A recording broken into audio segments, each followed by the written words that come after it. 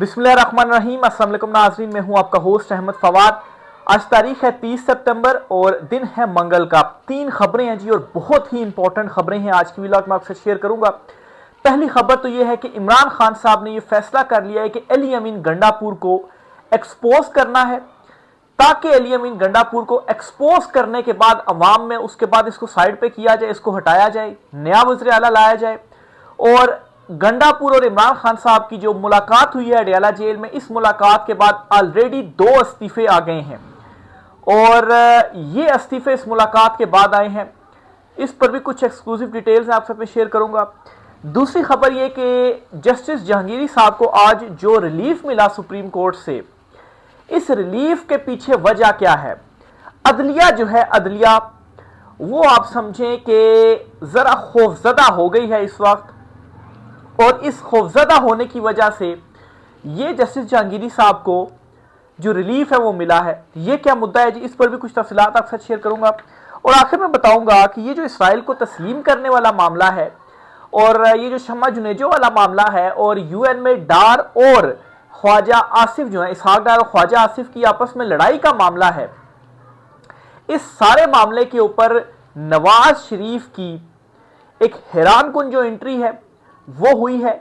और ये सारा कुछ प्लान था ताकि नवाज शरीफ की जनेवा या लंदन में जो एक्टिविटीज थी वहां से जरा आवाम को दूर रखा जा सके, या उन एक्टिविटीज को खबरों से जरा दूर रखा जा सके। इस पर भी कुछ तफसीलात हैं जी, वो भी आप साथ में शेयर करूंगा।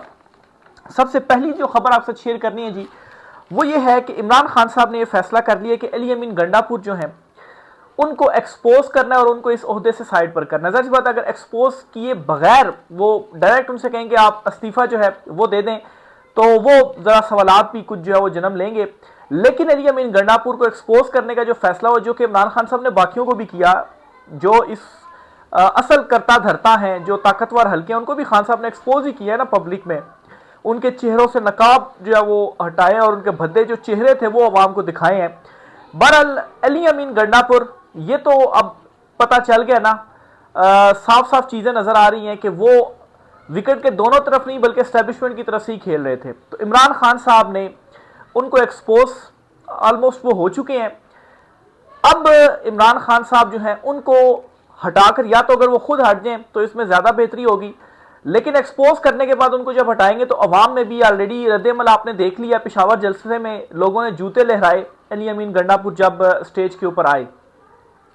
बहरहाल जी 2 इस्तीफे आए हैं केपी काबीना से, इस पे खबर यह, बल्कि नाम भी मैं आपके साथ शेयर करता हूं जी। और इन इस्तीफों के बाद अब वो ग्राउंड बनता जा रहा है जी, केपी में बड़ी तब्दीलियों का। काबीना से मजीद भी इस्तीफे आएंगे और जो गंडापुर साहब है ना, इनकी भी उल्टी गिनती शुरू हो चुकी है। फैसल तराकई और आकिबुल्ला, ये 2 हैं जी जिन्होंने जो इस्तीफे हैं वो दे दिए हैं। कल इमरान खान साहब को कारकर्दगी केपी हुकूमत की जो है उससे रिलेटेड ब्रीफ किया गया, और ये जो 2 वजारतें थी ना, इनकी जो कारकर्दगी थी वो रिपोर्ट दिखाई गई। तो इससे इमरान खान साहब जो हैं वो मायूस मुतमईन नहीं हुए, और बड़ी मायूस कुन रिपोर्ट थी इन दोनों के हवाले से। इस पर अली अमीन गंडापुर ने कहा जी कि इनकी जो वजारत है वो तब्दील कर दी जाए। बहरहाल इसी में जी इन दोनों ने अपने जो इस्तीफे हैं वो पेश कर दिए हैं, और मजीद भी जो इस्तीफे हैं वो आने जा रहे हैं, और बड़ी बड़ी तब्दीलियां होने जा रही हैं केपी हुकूमत में। पहले यहां से इस्तीफे आएंगे, फिर गंडापुर जो है उनका भी इस्तीफा आएगा, और उनकी जगह पर अब खान साहब कोई नया जो वज़ीर आला है वो लाने जा रहे हैं। क्योंकि अब अली अमीन गंडापुर ऑलमोस्ट एक्सपोज हो गए हैं। जो थोड़ी बहुत कसर रह गई है वो भी आइंदा आने वाले दिनों के अंदर वो मजीद भी एक्सपोज जो है वो हो जाएंगे। खास तौर पर ये जो अलीमा खान साहब ने बयान दिया ना कि अली अमीन गंडापुर कैसी शिकायतें लगा रहे हैं मेरी, कि मैं कोई एमआई मुझे सपोर्ट कर रही है, मैं चेयरमैन पीटीआई बनना चाहती हूँ। इस पे जुनैद अकबर और बैरिस्टर गोहर, इन दोनों का जो है वो रिप्लाई आ गया। उन्होंने कहा जी कि हम गवाह हैं कि अलीमा खान साहब ने कभी भी पार्टी मामलात के अंदर जो मुदाखलत है वो नहीं की, और अली अमीन गंडापुर कहते हैं जी कि ये मुदाखलत कर रही हैं। तो जाहिर सी बात है, अलीमा खान साहब ने अगर ये बात की है तो उनको कैसे पता। इमरान खान साहब के साथ गंडापुर की मुलाकात हुई तो खान साहब ने बताई होगी ना, और फिर उसके बाद अलीमा खान साहब ने उनका जो पैगाम है वो पहुंचाया। तो इससे हुआ क्या, अली अमीन गंडापुर जो है वो मजीद एक्सपोज हुए हैं। तो गंडापुर साहब की उल्टी गिनती जो है वो अब शुरू हो गई है। चंद आप देखें अब कब उनका जो इस्तीफा है वो आता है, या तो वो खुद देते हैं या उनको निकाला जाता है। दूसरी खबर जी बड़ी इंपॉर्टेंट, जस्टिस जहांगीरी साहब जो हैं इनको रिलीफ मिला है आज सुप्रीम कोर्ट से। कल इनको काम से रोकने का जो इस्लामाबाद हाई कोर्ट का फैसला था उसे मुअत्तल किया गया था और आज उस फैसले को कालेअदम कर दिया गया। बहरहाल ये खबर तो आप तक पहुंची होगी। अब इसमें मुझे ऐसा महसूस होता है, मेरी ऑब्जर्वेशन ये है कि जो अदलिया है ना वो किसी हद तक खौफजदा हो गई है और वो इस वजह से हुई है और उसके बाद ही ये फैसला आया है कि अगर इस तरह से सिलसिला चलने लग पड़ा तो जरा सी भी हम चू करेंगे और हम फारिग हो जाएंगे। मतलब 26वीं तरमीम के बाद कंट्रोल तो खो चुके हैं ना, लेकिन अभी भी इस हद तक कंट्रोल है कि इदारे के अंदर तो कम से कम उनके पास कंट्रोल रहे ना, कि मतलब है कि ये कंट्रोल तो जजों के पास ही रहे ना, या अदलिया के पास ही रहे कि किस जज को फारिग करना है। अगर इस तरीके से चलता रहा कल तो हम में से भी कोई किसी भी चू करेगा किसी भी मामले के ऊपर तो हमको भी उठाकर तो जो बाहर फेंक दिया जाएगा। तो मैं समझता हूं कि इस वजह से ये जो फैसला है वो फारिग किया गया है कि जहांगीर साहब को बहाल जो है वो किया जाए, नहीं तो ये मामले जो है वो हम अपने ही उसमें रखें, सुप्रीम जुडिशल काउंसिल में रखें, अपने चीफ जस्टिस या वहां तक रखें।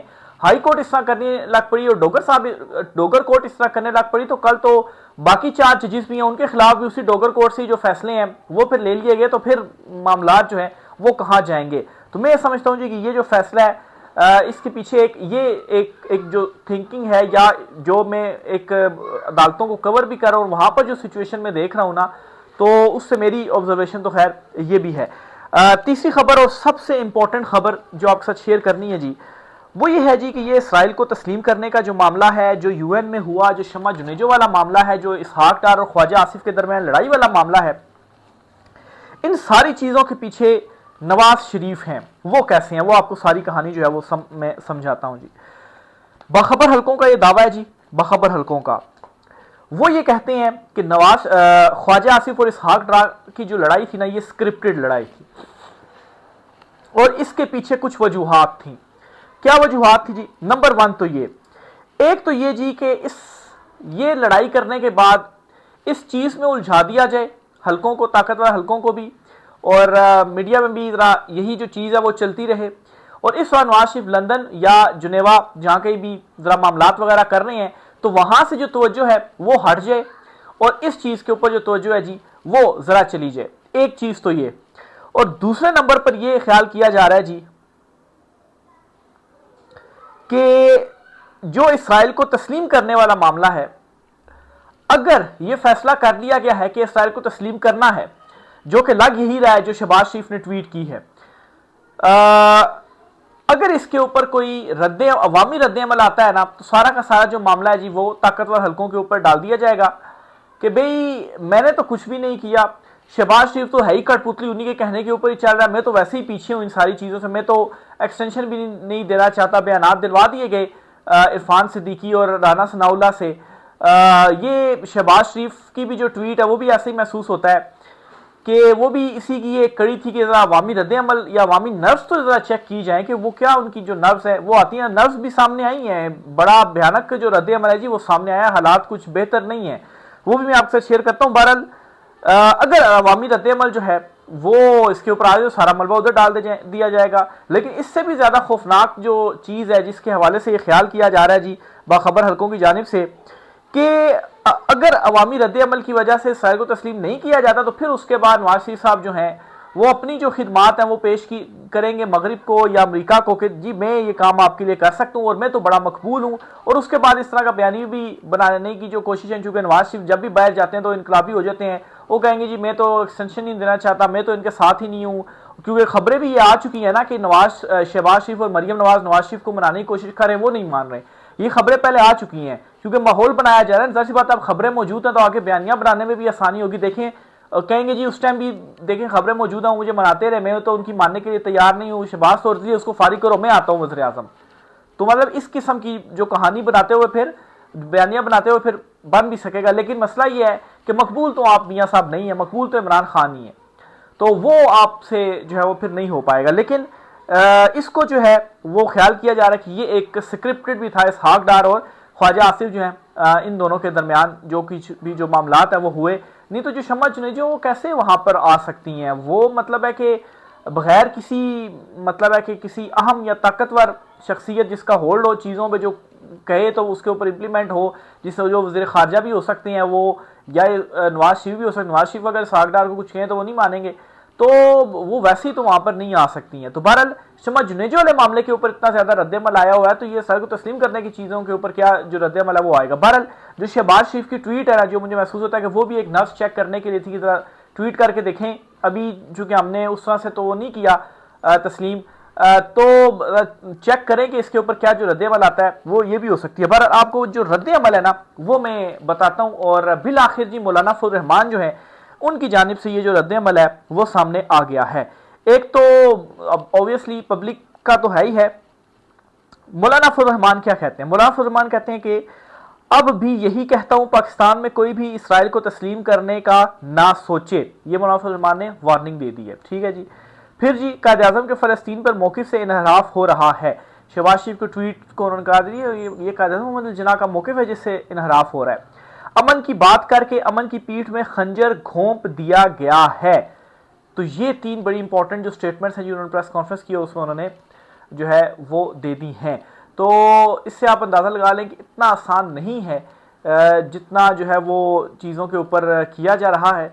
और नवाज शरीफ भी इस वक्त जनेवा में मौजूद हैं, लंदन में भी, लंदन जनेवा कहीं जहाँ पर कहीं भी हैं, तो वैसी बात है वो भी अपनी ज़रा जो कहानी है, जो फिल्म है वो चलाने की ज़रा कोशिश में है कि मतलब है कि मेरी भी ज़रा जो कहानी है वो चल जाए। नहीं तो मेरे भाई ने और बेटी ने तो मुझे बिल्कुल ही साइडलाइन कर दी है और पैगाम भी पहुंचा दिए, बस जी अब आप फारिग हैं। इश्तिहार मैंने लगवा दिए थे वज़ीर आज़म नवाज शरीफ के, और बंद शहबाज शरीफ गया और वज़ीर आला जो है वो मरियम नवाज गई, और उसके बाद मैं तो मुकम्मल खामोश जो है वो बैठा हूँ। फिर मेरी कोई बात भी जो है वो नहीं मानी जा रही है। बड़ी मुश्किल से वो इलाज के लिए, खैर कहते तो यही है कि वो गए हैं जनेवा और फिर लंदन, और फिर वहाँ पर जो फिल्में हैं जी वो तो चल रही हैं।